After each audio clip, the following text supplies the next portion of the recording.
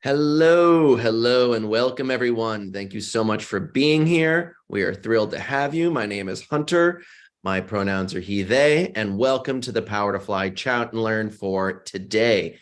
So before we jump in, let's do a little bit of housekeeping. Feel free to participate. You can turn your camera on, join the fun. No need to be Instagram ready. You can also participate by using that chat function. Write in, let us know where you're calling from right now. We'd love to hear from you. It's also a great way to ask questions. We will be recording this, so feel free to watch out for that email of the rewatch link in just a few days, and it'll be on our YouTube channel. Here, you can write in the chat and let us know your thoughts. If anything's resonating with you over this next hour chat, you can tell us what's going on, and also you can ask your questions. Kahlil is here to answer your questions. And if you'd like to ask a question anonymously, you can do so by selecting my name, Hunter, in the chat, and then you can DM me, and I will happily ask that question on your behalf anonymously.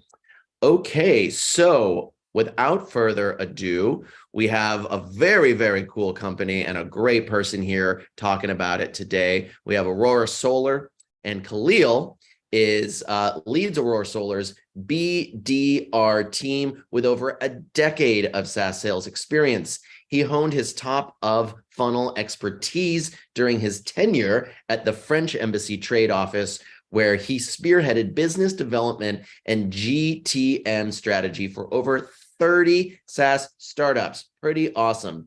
Kahlil's track record as the former #1 ranked BDR at Drift paved the way for his leadership role at Aurora. Please welcome Kahlil. Hello, how are you, friend? Thank you for being here. Thank you, Hunter. I'm doing great. How are you? Oh, I'm so good.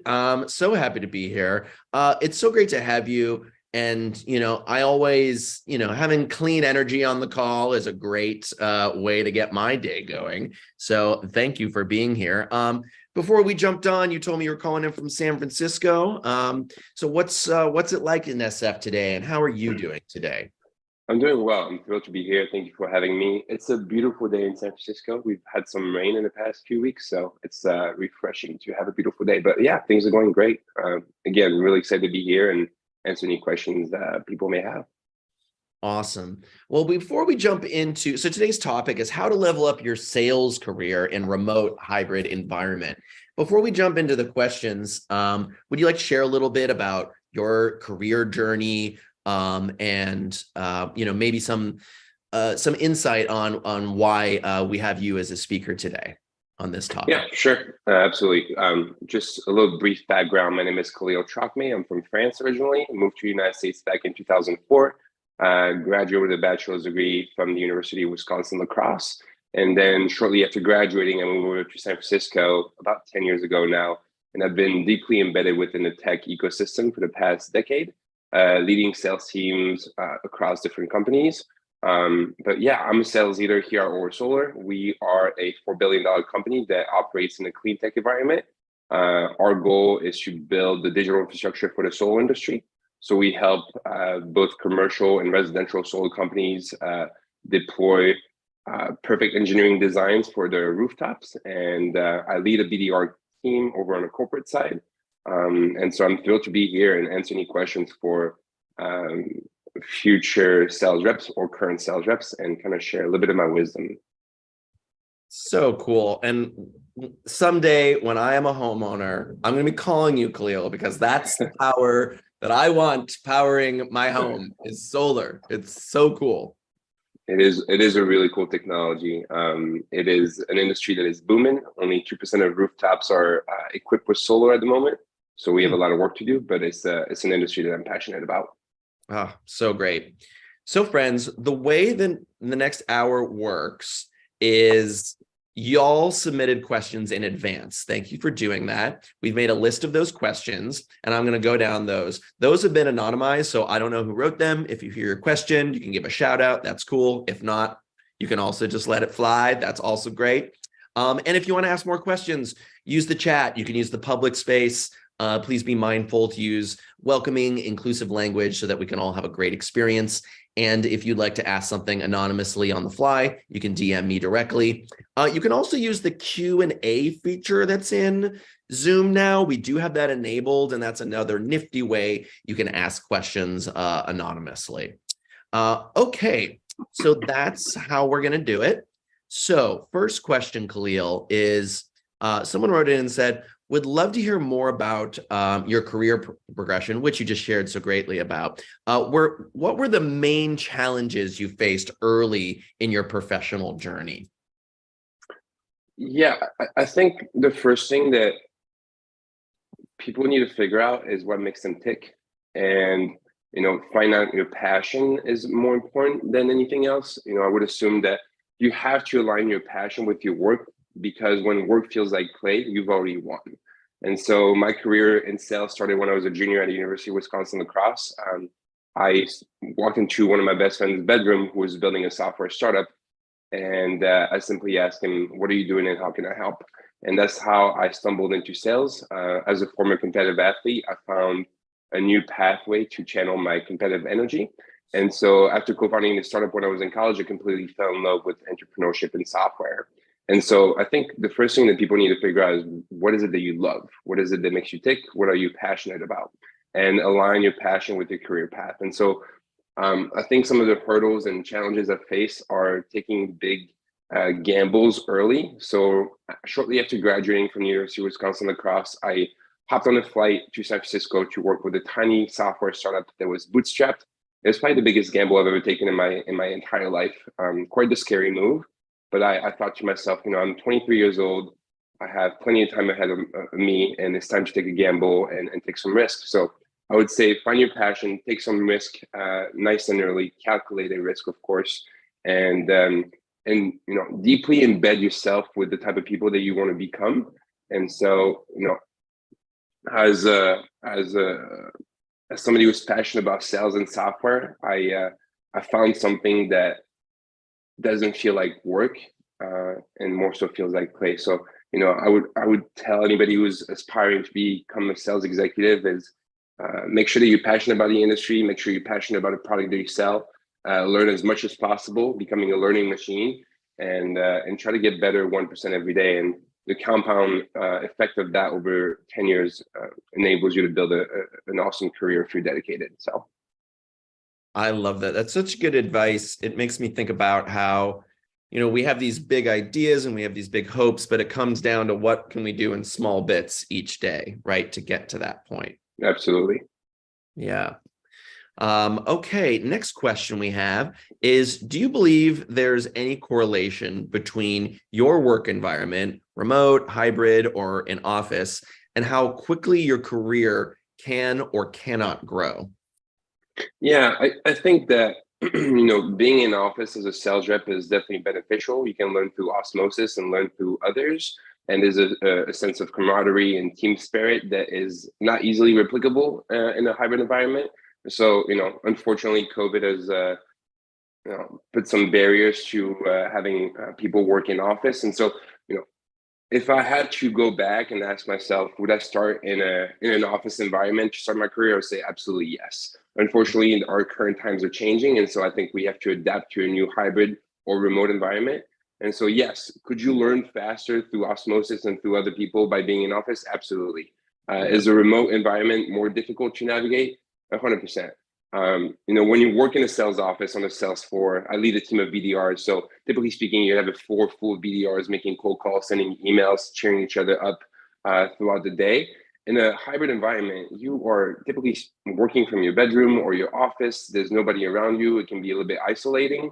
And so, I try my best as a leader to create an environment that is cheerful and full of energy. But that being said, I think managing a team on site would be easier. But with the right tactics and tricks, you can actually build an awesome digital environment where people are able to thrive, learn. But I would say that you have to take ownership of your career. You have to take ownership of the things that you need to learn by reading books, listening to podcasts, reading articles, and continuing your self-education throughout your years. And nobody can do it for you, really. So you have to take some accountability towards mastering your craft and and mastering and your work. So from that perspective, I think that both environments have awesome perks and benefits. But at Aurora Solar, we've built a culture that is working well from a hybrid remote environment, and things are on a come up. So from that perspective, there's pros and cons to both sides of the fence. Yeah, I can see that. And I also am really struck by what you mentioned about we need to take ownership in our careers, because no one's going to build our career for us, are they? Correct. Exactly. As much as I would love it if someone would. I'm self education will make you a fortune. So something I'm really big on is like reading as many books as possible about your job, about the craft, listening to podcasts, continuing to educate yourself on and off the field, so to speak, because it's the things that you do while you're not in the office that will compound while you're in the office. So the top performers, typically speaking, in sales, they outwork people and they outlearn, and that's my motto in order to become a top sales executive. That is really good advice. Really, really good advice. Well, think about, I'm not going to put you on the spot because sometimes this can be challenging. If you think about any of those things that you listen to that you really like regarding to sales and stuff like that, circle back to it or drop it in the chat, because I know folks are always looking to absorb from other folks that have good ones. Sure. No, of course. I have a few books that are top of mind whenever I think about sales. Fanatical Prospecting by Jeb Blunt is kind of like the Bible of the modern day SDR. I also love Gap Selling by Keenan. Those are two of my favorite books. Live Better, Sell Better is a podcast by Kevin Dorsey. So there's a variety of resources out there. You just have to do a little bit of digging and stick to it. So I love that. Thank you for sharing those. There's gold in them hills, friends. So go ahead and start digging, right? Mm-hmm. Okay. Next question. Someone asked, so we were just talking about, there's benefits and challenges between hybrid work in office. Someone asked, and you touched on this a little bit, what challenges can remote and hybrid environments represent for sales professionals? I feel like we started to get into this a little bit. Yeah, I think, if we think about the remote environment, there's a lot of isolation. Like you are working from your bedroom or your office. And while we are able to keep in touch via Slack or Zooms, it's definitely not the same as being on a sales floor. There's something invigorating about being on a sales floor with other competitive folks, the ability to challenge yourself and be physically present. So I think the isolation is probably the toughest part about working remote. But there's some tactics and tricks that you can implement in order to make people feel more cohesive and more part of a team, so to speak. So I'm highly engaged via Slack. Lots of gifts going left and right with those spiff competitions. Lots of emojis going around when people book meetings. So it's about creating a cheerful environment that people enjoy working in. And so, I think the biggest challenge with remote is just the isolation of the craft.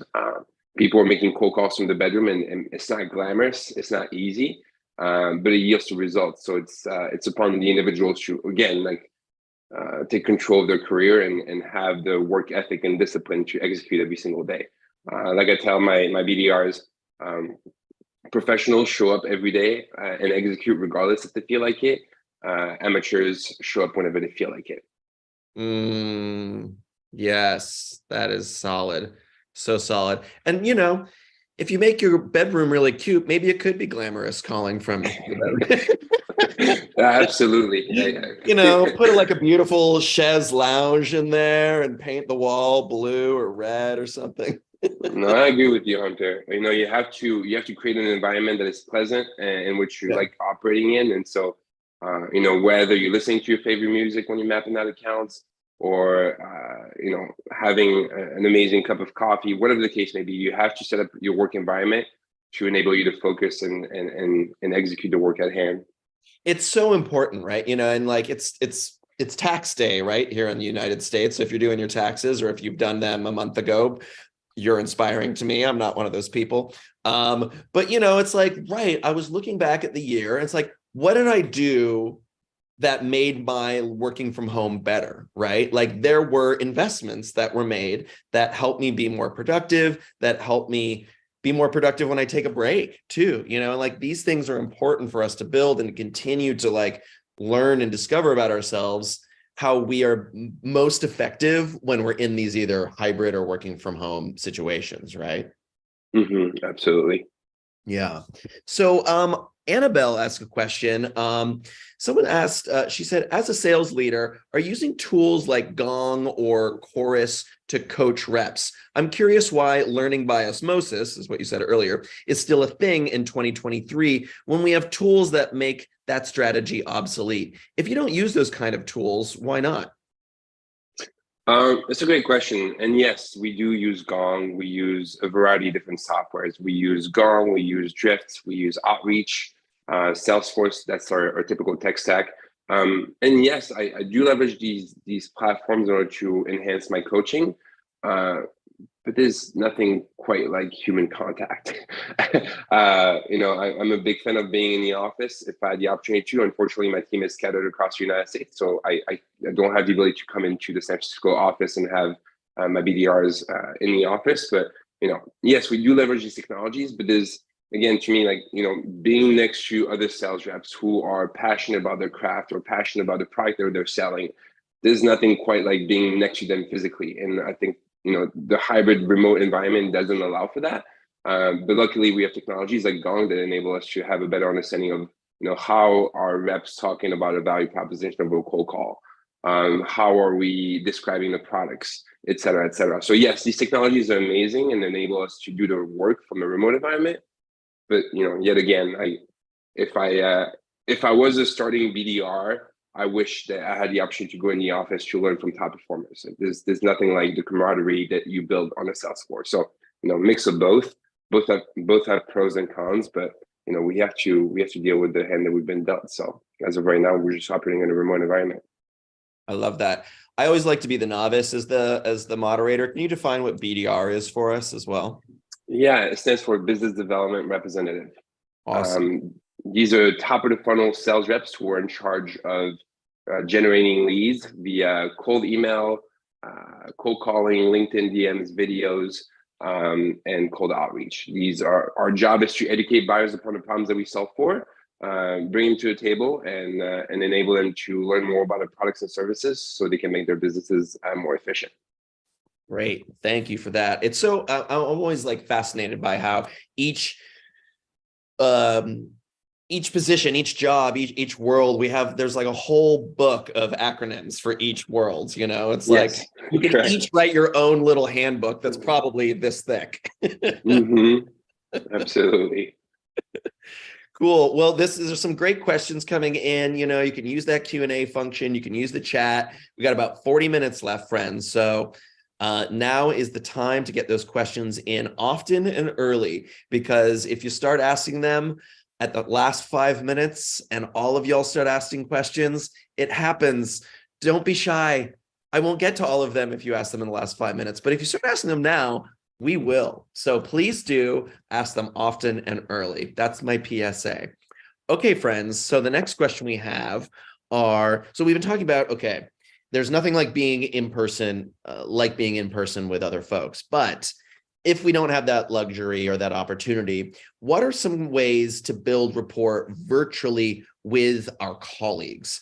How can you acquire knowledge from them when working remotely and not having as much visibility with them, and their work, right? So if we're in a cubicle or in an office or an open workspace, I can see what their they like tea other than coffee, or, oh, there's a picture of their pet or their partner on their desk. I get all these context clues. But when we're here, we might just have this box and maybe a Slack channel. So how do I connect with folks virtually when I don't have as many context clues as I would in person? No, that's a great question. I think, our Slack channel is a hub for learning and sharing. Also, teaching others. So I encourage the BDRs on my team to, hey, if you have a great email that's working out for you, share it. If you just hopped off the call and you're proud of the way you described the product or handled an objection, post it. I'm trying to create a Slack channel that's more of a learning hub where we can, share learnings, share failures, share successes, and be in this together. I'm also implementing like happy hours, a couple times a month.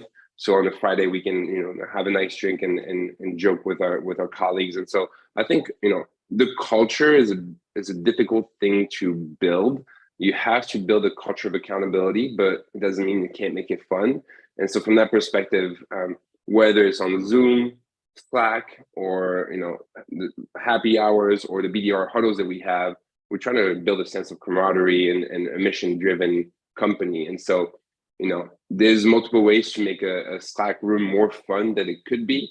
I'm a big fan of like, sending funny gifts that are encouraging, or throwing a spit competition, or joking around with the BDRs, making sure that they understand that while the job is serious, we can still have fun while on the job. And so it's about the type of people that you bring in as well.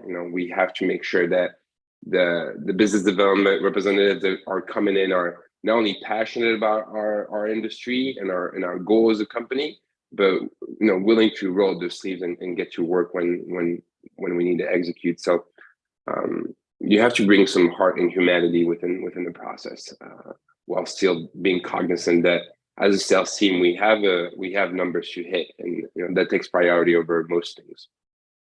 Oh, I love that. Bringing heart and humanity into the workplace. It's so important. There's this balance, right, of sharing openly and honestly. I love hearing about the Slack channel that you are cultivating with your teammates in your place of business is, share success and share failures. It's as if you were by the water cooler and you were talking to some trusted friends that you work with. It's important because, of course, I'm really excited and proud of others when they succeed, but I often learn the most when they're vulnerable and they share about something that didn't go as well. Yeah, I mean, sales is a roller coaster. It's a roller coaster of emotions.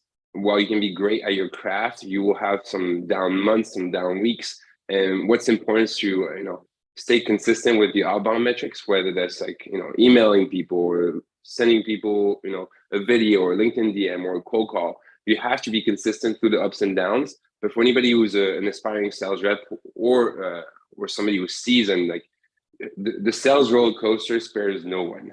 You will go through this wave of emotions, ups and downs. And what you have to learn is stay constant in your emotions and keep your work ethic at a certain level. So, there's no bad month. There may be a slow month or great month, but as long as you put the work in, you'll see the ROI of your efforts. So that's what I'm trying to preach to my team. I love that. Being, there's the roller coaster, but you got to be, the eye of the storm, so to speak, right? Stay stoic. Yeah, absolutely. Stoic. That's right, Yeah. Kahlil.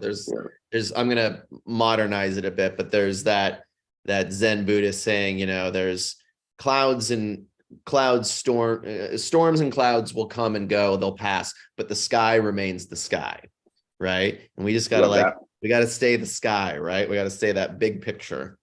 Yep, absolutely. Yeah.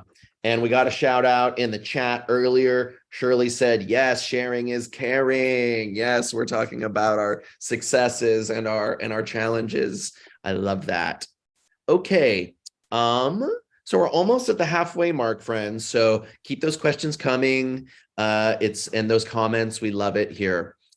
Okay. Someone asked, what are your go-to strategies for building trustworthy relationships with prospects and clients? Any tips for generating small talk in sales meetings? And I'll expand on this a little bit, small talk that feels authentic, real, and not just like something we've all done a million times and we do on autopilot, right? How do we get in there? Yeah, that's a great question. Although I'm no longer customer facing, I used to be an account executive or NBDR. So from that perspective, I think what separated me from the pack when I was a rep was the fact that I genuinely cared about my prospect and I cared to solve their problem.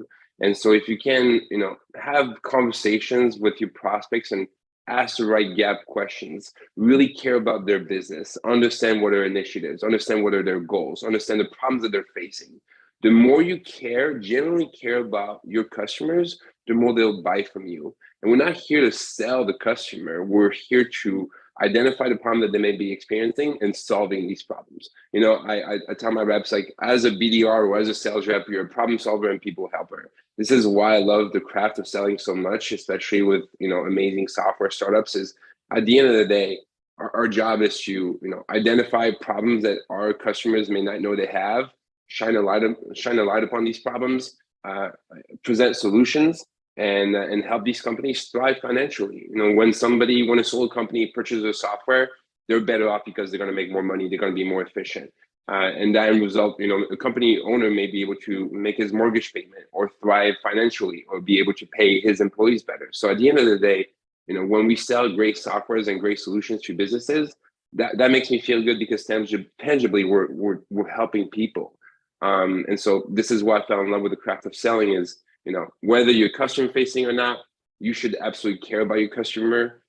You should show empathy, compassion, but also, hold them to a certain degree of accountability. If we identify problems and they don't want to fix it, they're hindering themselves if they're not purchasing our software, so to speak. So, when it comes down to Zoom chats with clients, dress properly, have a clean background, be punctual, show up on time, be enthusiastic, ask the right questions, show empathy, really show that you care about their business by doing your homework and asking the right questions. And when it comes down to demoing your solution, make sure that you correlate the pain points that you found out during the discovery process towards the features and benefits of your solutions. It's all about aligning the problems that they're experiencing with our software and make sure that we can bridge both to come up with with an agreement over a contract. And so from that perspective, in terms of small talks, I've heard it all, whether it's weather-based, whether it's like, tell me more about where you're from, etc. Every AE has their own style and, as they should, but what matters the most is the business conversation versus the small talk at the beginning, if that makes sense. It does. And I love that, Kahlil. I also want to just pull out a little beautiful gem in all of that wisdom that you just said. You described it as the craft of sales, which I just love because that is different than saying it's a skill set. I love that framing of it because it is a craft, because you have to learn all these different things and know how to put them all together, because anybody can learn how to do something, but it is a craft to put it all together and thrive in it. Yeah, it's an art and a science, which is why I love sales so much. It's an art because those are human to human conversations, and there's a certain art to have a great conversation with another human being. And it's a science because it's so metric and data driven on the back end that you have to understand both in order to excel. So I was a former competitive athlete, and when that ended, I needed to channel this competitive energy somewhere else. And when I found out about sales, I was like, wow, okay, I found my new arena and I'm ready to compete. And so, something that I constantly preach is outwork and outlearn. I was always the first one in the office, last one to leave. I was always, devouring books, podcasts, articles, always trying to fine tune my knowledge. And that led me to where I am today. So, I'm very thankful for the craft of sales. I think it's a beautiful art. It's a great job. It's a great career. And too often it's being given a bad name, and that's unfortunate. But hopefully we can rectify the stigma.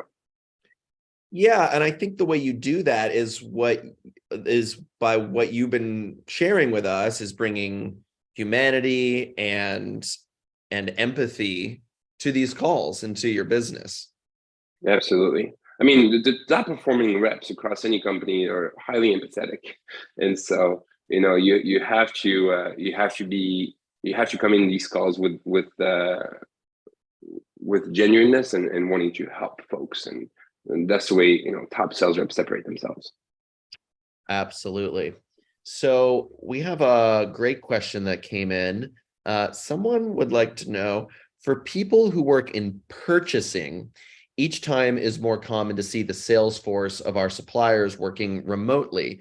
how do we adapt as purchasers to a remote environment? You have any wisdom on that? I'm not necessarily a buyer. I've bought software maybe a couple of times in my life. So, I it would seem that I'm not sure which vertical that person is operating in. So, have a little bit of background on that. But, as a buyer in general, there's amazing resources you can leverage, like G2 Crowd if you're leveraging software. Like, go find out the customer reviews of that specific vendor, or customer testimonials, or case studies, or ROI. Like, as a buyer, you owe yourself to examine all the solutions available on the market. Be diligent about what is it that your organization needs and the problems that you're looking to solve, and then pick the best vendor based upon not only platform features and functionalities, but also the level of customer success and customer support that you'll have, the level of integration depending upon your tech stack. So as buying software is a complex task as it is, because there's so many different vendors out there. So having a thorough process, understanding what is it that you're looking for, making sure that you have the right integrations, making sure that you're doing your homework based on customer reviews on G2 Crowd. All these things are things that need to assess. But for any buyers out there, I would say, take your time, take a thorough look at all the tools on the market, and make the best decision within a group decision-making group. Because nobody's buying software by themselves. There's a committee of typically 3 to 4 or 5 people who are making the decision, and it's about aligning the company objective with the solution that is being sold. So take your time, assess the customer reviews, and then and do your due diligences. Great advice. So someone asked, and we're starting to hear a little bit about this too. Do your sales strategies change when working remotely versus meeting clients in person? So I think we can already say the short answer is yes. We've talked a bit about this. So can you maybe share a little bit with us about, if I have a client that I do a hybrid situation with, what might change when I meet in person with them versus when we're talking over a Zoom call? Yeah, that's a great question. Most of our sales cycles are over Zooms, but for certain enterprise or strategic meetings, we'll actually fly to the company's office. There's nothing like a real handshake. Big fan of in-office visits when it comes down to crucial contracts. And so, from a digital environment standpoint, we're able to lead full sales cycle over Zooms and written communication. So I would say like 90% of our deals are being closed virtually, but there's that 10% of deals that the contracts are so significant that we owe ourselves and we owe our customer to come on site, shake hands, build a rapport, and let them know that we're their trusted partner and not just a client. We partner with the organizations. We are enabling solar companies to move faster, sell better, sell more accurate designs, help more homeowners. And so the strategies themselves and the sales cycles are the same, but for certain strategic contracts, it is better to show up in the office and build a rapport while we're on site. So mix of both is best company policy, but we have to figure out whether traveling to some of these offices is worth your time or not. So this is what we're being diligent about, company travel for specific clients. Yeah, that's really important to take stock of those. I also just remember, and I'm like, oh, I'd love to highlight this. When you're saying earlier in the previous question, thank you for sharing about being a competitive sports athlete. And when you switch to sales, I just want to highlight that, you said about you found this competitive energy is able to be utilized in sales. And folks, that's called a transferable skill, which we talk about a lot. And some people are like, what does it really look like? Well, Kahlil is here to tell you that being in sports is a transferable skill to sales. And I just love that. No, absolutely. The best sales reps are ultra competitive. And so, in my case, I played basketball for mostly like my entire life. And so if you can wake up at 5 a.m. to make it to basketball practice, what work ethic looks like, what teamwork looks like, having, the discipline to run suicide, for example, that's not easy. So like having the discipline to put 50, 60 phone calls in a day. Sales is all about compassion and competition. But yeah, you have to be competitive if you want to be successful in sales. Like if you're not competitive, maybe sales isn't for you.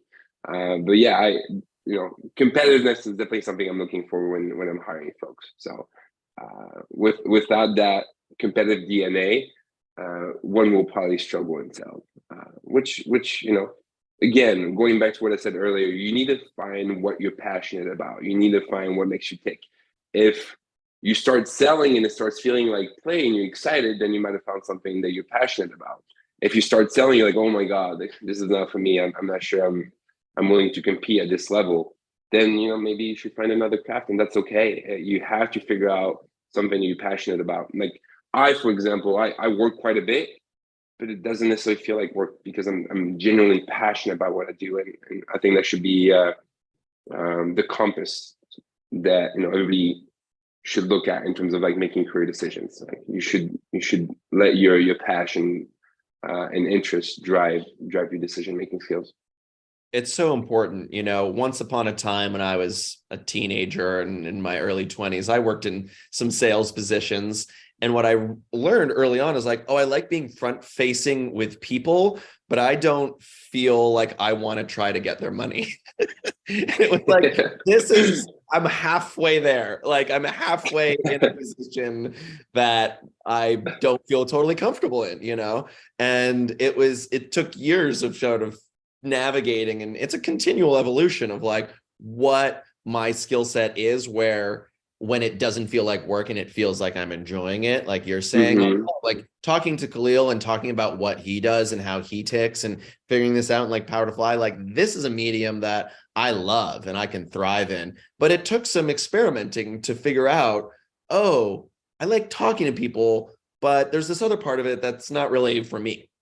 Sure. Yeah, of course. And it goes along with like, I will not go work for a company unless I have a genuine crush on their platform or product. Mm-hmm. I need to have a crush on the platform and the product. If I don't think the world of the product and I'm like so excited to sell it, I'm not going to work there because I won't be passionate. If I'm not passionate, I just won't have the daily drive. And so you should look for, company, culture, product, and vision, and people. These are the things that, I look at when I look at a new company. And so, Aurora Solar, when I found out about the product and the more I learned about it, I became obsessed. I was like, this is where I want to, thrive and grow. And so, you should absolutely align with your sales career with, something that you're passionate about, of course. I love that. And if you think Aurora Solar's passions line up with yours, check out the link in the chat. You can see more about their open roles, their benefits, their company culture. That link will take you to the Power to Fly landing page that they have with us, where you can see lots of awesome resources. Shout out to my teammate Paloma for posting that in the chat. We do this together. Just like Kahlil was saying, it takes a team, right? It takes a team to make all this stuff happening. So check them out. So we have about 20 minutes left, friends. So keep those questions coming. Okay. Someone else asked, any advice on how to leave a great first impression on clients after meeting them virtually? Yeah, punctuality, dressing well, having a clean background, doing your homework, knowing everything you can possibly know about the company, asking the right questions, being considerate of people's time and ending the meeting on time, setting up next steps. These are some of the fundamentals that you observe across top players. I'm maybe a little bit old school, but I appreciate people who dress nice when they're client facing. People who are showing up sharp, ready to go. And so it's more so about, I think out of all the things that I said, like the most important thing is like doing your homework upon the company. Like when you walk into a meeting, you should absolutely know everything you could possibly know about the company before you have a conversation with a stakeholder.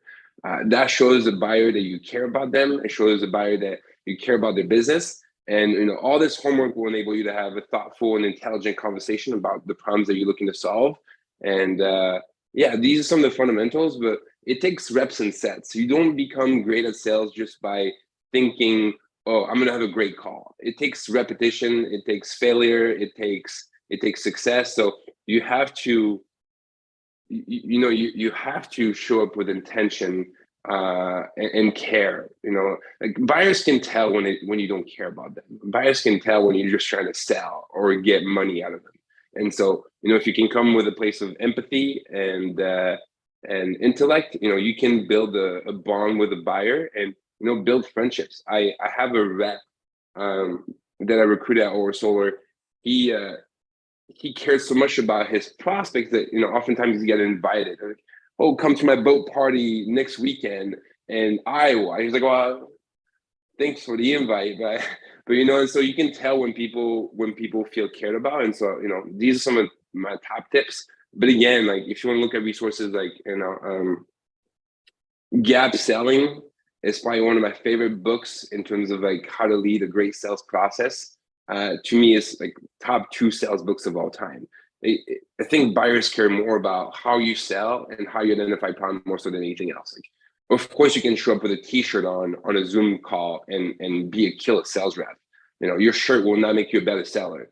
It's your intentions and making sure that you do your homework before you hop into the Zoom meeting. So I think some of the fundamentals can be learned via books and podcasts, but you have to have your reps and sets. You have to be in the trenches and learn by failing and getting better and getting up when you fall. So I love that. And it speaks to what you were saying earlier about the amateur is going to show up, sometimes, and the professional shows up every day, all the time. Correct. Yeah, absolutely. Love that. So another question we have is, what is your usual, this is great. What is your usual strategy for approaching a cold lead in another country where the sales process is entirely remote? Any tips on how to navigate remote sales outreach without coming across as spammy? Yeah, I think that, you have to have the right tech stack. First of all, you have to have the right tools to be able to execute. And so when it comes down to international conversations, like, at the end of the day, we're talking to other human beings. Like we may stumble upon some different buying practices based upon different cultures, but at the end of the day, the same fundamentals apply. And so, it's about having a thorough understanding of like the different buyer personas that you have, whether you're selling to sales, marketing, designs, or operations. You need to understand what are the challenges that these folks experience on a daily basis and align your messaging and positioning so it speaks volume to them. Like all the emails that we write here over Solar, our outbound playbook is crafted to apply to that specific buyer persona. An email that we send to a VP of sales or VP of marketing will be completely different because we're tackling different problems. And so if you don't want to come off as spammy, you need to have the right tech stack. You need to have a beautiful website. You need to have an engaging email structure. I'm a big fan of having visuals within those emails. So we include a lot of GIFs of the product itself, so we can educate buyers on what the product looks like without having them to hop on the calls with us first.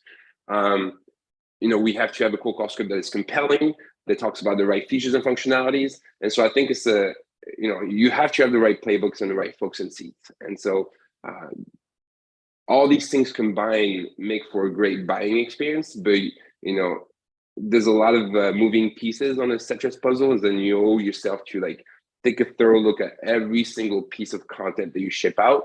Does this represent the brand? Does this represent our features and functionalities? Does this represent the company appropriately?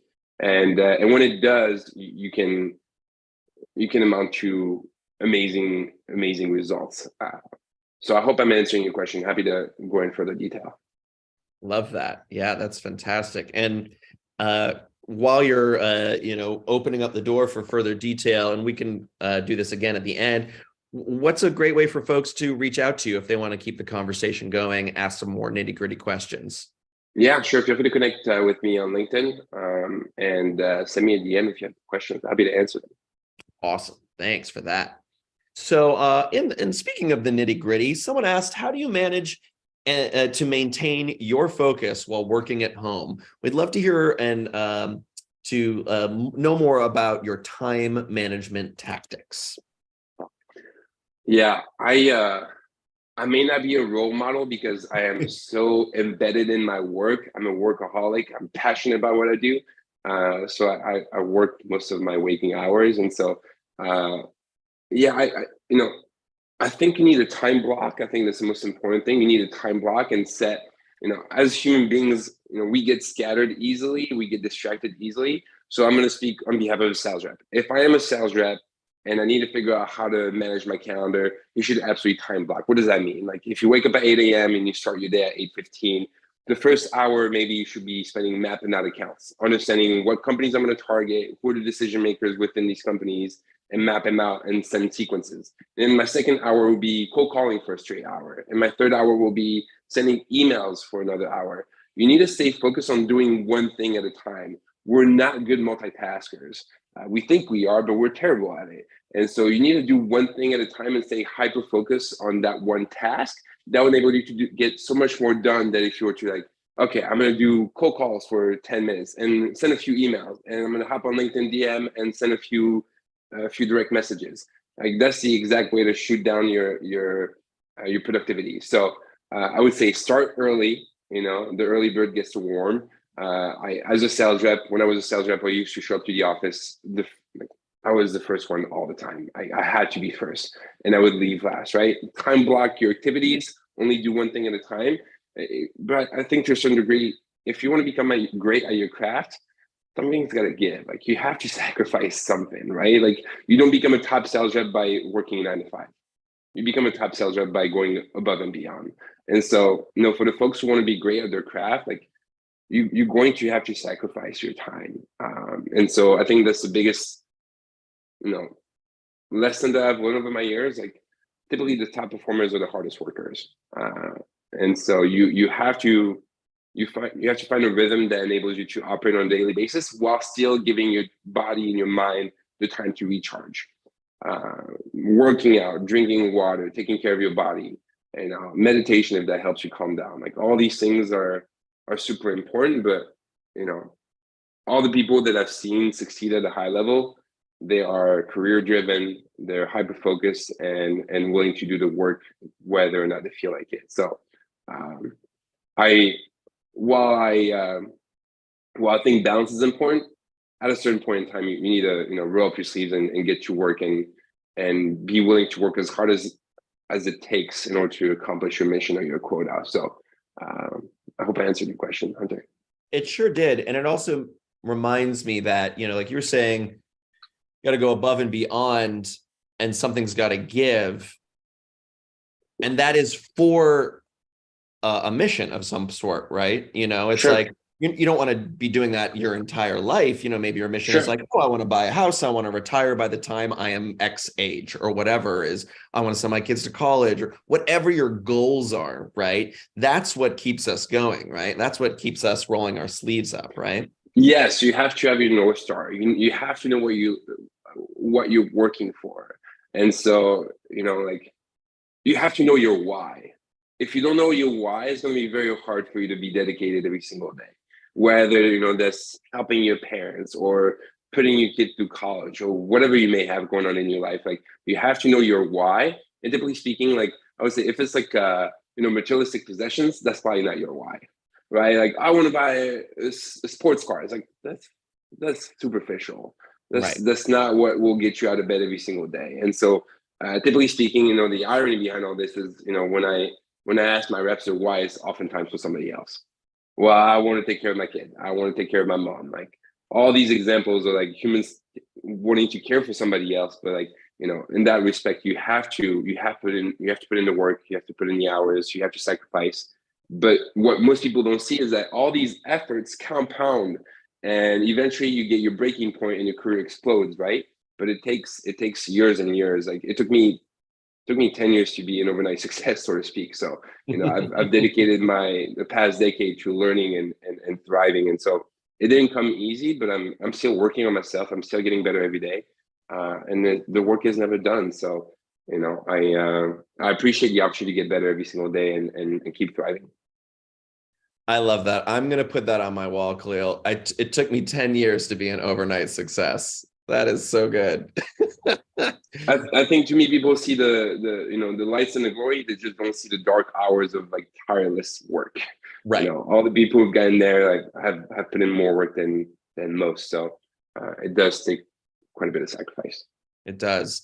I also love too your when you're talking about time blocking, and how we have this notion that we're good at multitasking, but we are not. And there's a lot of data and studies to back up what you're saying. I don't know the exact numbers, but it's something along the lines of, you can Google it, folks.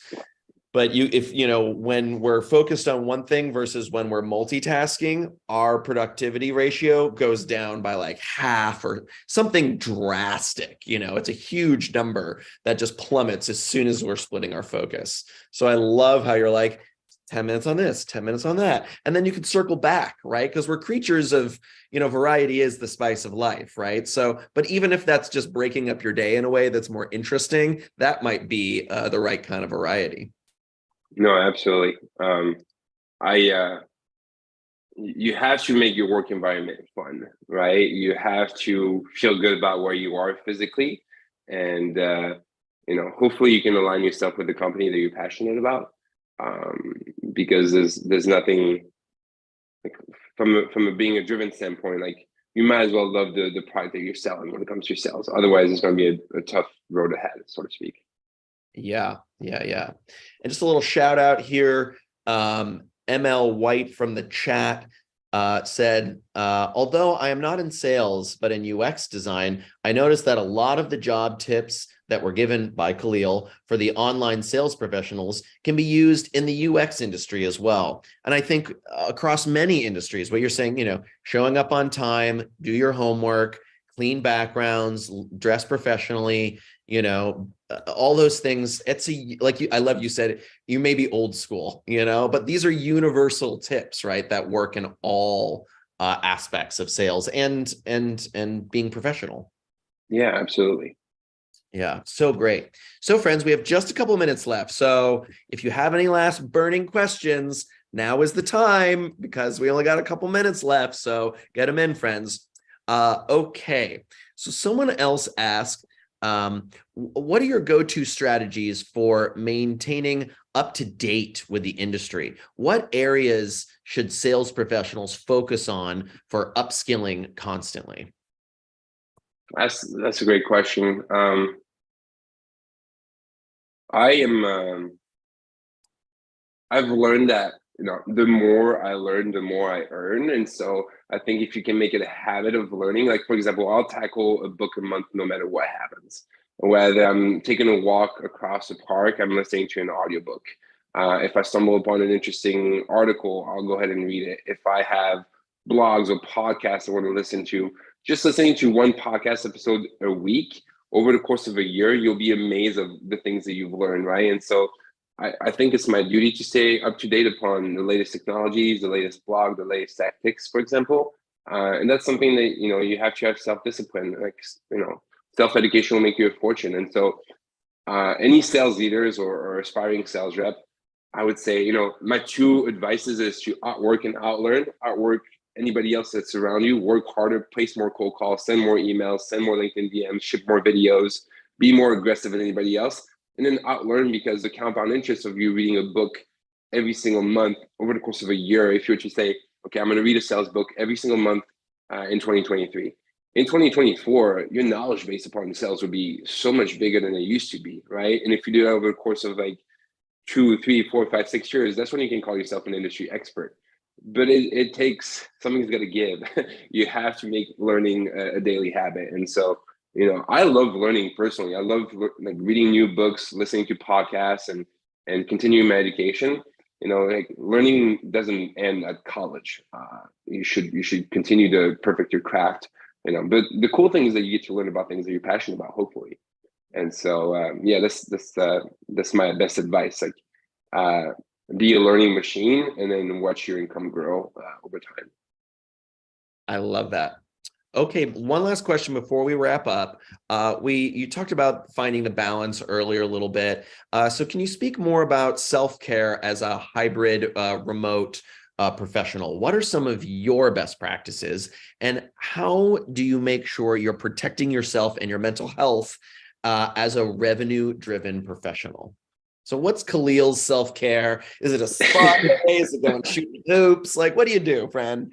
That's a tough question. I'm still battling with self-care every now and then, but I You're like, I prioritize my. work more. That's how I take care of myself. Yeah, That's what I've that's been one of hearing. the answers. I think Yeah. there's a great book that talks about that. It's called Atomic Habits by James Clear. It's a wonderful book. If you haven't read it, I highly suggest it. It's about the micro habits that we build daily. So, for example, like from how do I take care of myself? I make sure I get enough sleep. I do lifting in the morning. I'll take a walk in the park. I will go work out. I listen to my favorite music. I make sure that I have enough time to unplug in the evenings. Um, I have thoughtful conversation with my close circle about the ups and downs that I have. And so I think that you can take care of yourself physically by, doing the right things, eating the right foods, drinking water, working out, enjoying the outdoors. But also, I'm hyper focused on my career. So, if you're ever wondering what I'm up to, the odds I'm probably working. So you have to find a balance of both. I'm still struggling with that balance, to be quite honest. Something that, I would I would say that like probably every sales executive or top sales rep is struggling with work-life balance. But you have to know whether your why is more important than temporary pleasure. Like if you want to sleep in every day and not get to work early, like that's going to show up at some point in time. And so, my why is more important than anything else. And this is why I fight for every single day. And having a good understanding of my why gives me unlimited drive and discipline. Discipline is freedom, and you just need to figure out how to integrate that within your life. And so, if you were to take a walk in the park every morning, make sure that you get a workout in. Make sure that you are giving you all during golden hours, which is sellable hours, like 8 to 5. It's about the micro actions that you implement every day that enables you to find balance. But everybody has to find their own rhythm. Like I can't dictate how you should be running your day. It's really up to you. But some of the fundamentals like good sleep, working out, good food, good water, and then enjoying the outdoors. Make sure that it's easy to stay stuck in your office and stay wired 24/7, or it's not easy, but a lot of people do it. But take a walk outside, look at the sunshine, have some perspective upon what is it that you do as a job, and recharge and be ready to attack the next day. So I don't have the perfect work-life balance, but I'm finding my balance. So it's a work in progress, right? We're all correct. it's a work in progress. So we asked you a few questions before we did this call. We asked you, how would you describe the culture in one word? You said passionate. I definitely heard that from you today on this call. You're very passionate about it. I love it. You said, what's your favorite part about working at Aurora Solar? You said having tangible impact on global warming. Clearly, that is so, so important. And like you said, we got to know what our why is, of like why we're working so hard and why are we working with whatever company we're working with. And you got to be passionate about what you do. I heard you say, if you are passionate about what your work is, it can be fun and you don't feel like you're working. I heard you say that earlier. And these are so important. And you said, what's your top tip for someone who is interviewing? Do your homework, show up prepared, be enthusiastic, show up on time, have a clean background. I also heard earlier today. Absolutely. Kahlil, this has been so fantastic. We just remind us what's the best way to reach out. It's on LinkedIn, correct? Yeah, absolutely. I'm going to go ahead and drop my LinkedIn profile in the chat. Feel free to connect with me. I'm quite busy, but I'll do my best to answer any questions. And for any aspiring sales rep, I'm happy to perhaps hop on a quick call and give my best tips. But yeah, it's been a pleasure, Hunter. You are an amazing host. Thank you for your time. This has been a pleasure. Thank you so much. Oh, Kahlil, that is very kind of you to say. Thank you so much. You've been an amazing panelist, speaker, and just all around awesome person. If I knew how to play basketball, I'd say, let's go shoot some hoops because I like your style, friend. I have a lot to learn from you. So please come back. Please do more of these with us because you are wonderful. And I learned so much today. Thank you, Hunter. I'll hit you up if I'm ever in New York City. Thank you. And thank you for making the time today, because I know you have a very busy day, my friend. So I appreciate you. I appreciate you as well. And I appreciate everyone on the call today. You showed up. You're making time for your career. That is powerful. Give yourself a pat on the back. Not easy to do. So you did it. You're doing it. So go enjoy the day. And thank you so much. We'll see you at the next one.